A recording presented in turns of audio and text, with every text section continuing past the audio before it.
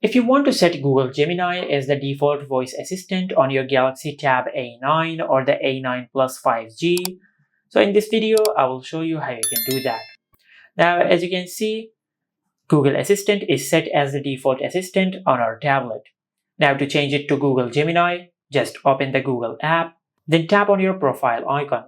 From here, just go to Settings. Now, under Settings, just tap on Google Assistant. Now, if you want to enable the Hey Google feature, just tap on Voice Match and set up your voice match from here.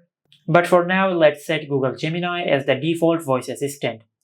Now, on this page, just scroll down and tap on Digital Assistant from Google. Now, from here, instead of Google Assistant, just select Gemini. Select Switch, then tap on More and select Use Gemini.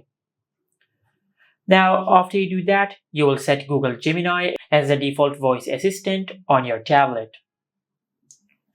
Just like that. As you can see, we have opened Google Gemini instead of the Google Assistant.